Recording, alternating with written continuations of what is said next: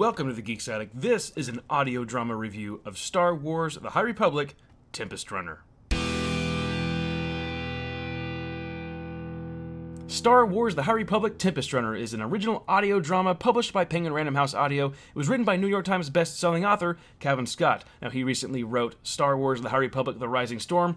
Great book. I did read and review that. If you feel like you'd like to check out that review, I'll provide a link down in the description box below. Now, there's a huge cast narrating this book. I'm going to name off a few names that really stood out to me. Some of them were very recognizable from books that I've listened to in the past from Star Wars. Of course, you have Mark Thompson, Sullivan Jones, who just narrated Shatterpoint, which is an Essential Legends collection book. You've got Jonathan Davis and January Lavoie, among many other names. So before we get into anything, this is a very short audio drama. It's just over 6 hours long, so if you really wanted to, you can give this a listen in just one sitting. Now, I don't want to get into spoilers. This is spoiler-free. I will just say that the Jedi and the Republic are trying to hunt down Lorna Dee. They believe that she is the Eye of the Nile, so if they can put a stop to her, they can end the group from killing, destroying, and murdering more throughout the galaxy. They just have to hunt her down and find her. Lorna Dee, we get a lot of her history, how she joins up with the Nile, where she's at currently in this story, and where she plans on going in the future, if she even has one. So for my overall thoughts, this was a decent audio drama. Was it my favorite audio drama of the three that have been released so far? No. I like Cavan Scott's other audio drama that he wrote, Dooku Jedi Lost. That one, far superior. This one was great.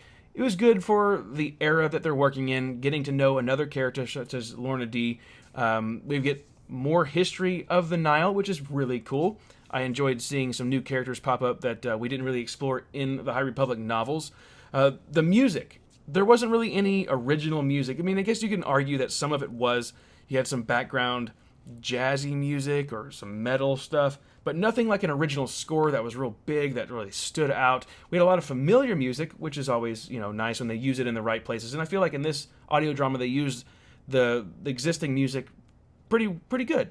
The narration was great. We got a full cast of characters, a lot of familiar names like Mark Thompson, Jonathan Davis, January Lavoie, and Sullivan Jones, which I was very pleased with Sullivan Jones' narration of that Legends book, Shatterpoint. Did a great job. He was the voice of Mace Windu.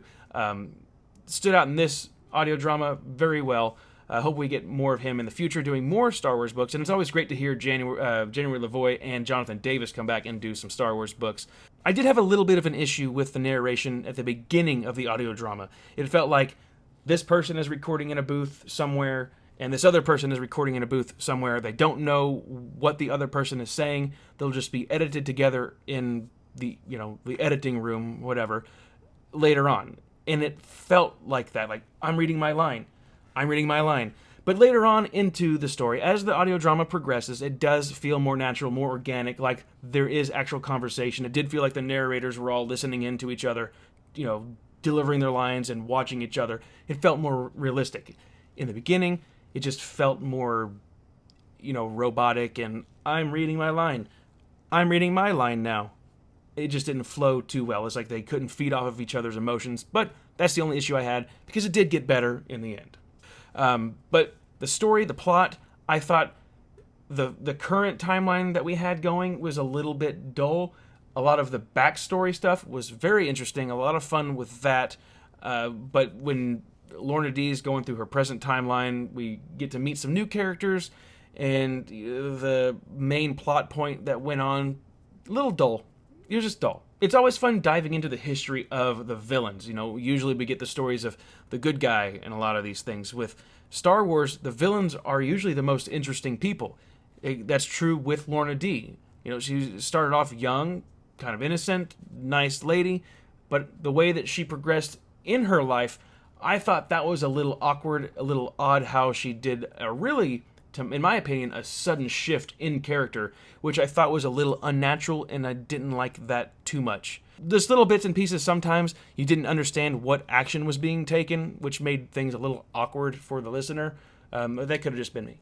So for the rating, I will give Star Wars Tempest Runner a B-. I really did appreciate the backstory of the character Lorna Dee and the organization of the Nile. That was a lot of fun, getting that backstory. And the narrators all did great. Like I said, just a few minor issues that I had with the dialogue, the action that was taking place but overall, it was great. It was a B-. So, do I recommend that you give this a listen? Yes, especially if you're a High Republic fan. I think you're going to have a lot of fun with this. This hasn't been announced, but I'm going to go ahead and guess that this is going to get a hardcover release in the future, just like the previous audio dramas. They both released in a script format in hardcover, but that hasn't been announced yet, and they keep saying, oh, we're not sure, but I have a feeling this is going to be a bestseller, and that will come out in hardcover as a script later on down the road. So guys, and if you'd like to order this, I'm going to provide a link down in the description box below. Check me out at thegeeksaddict.com and across all social media. Have a good one.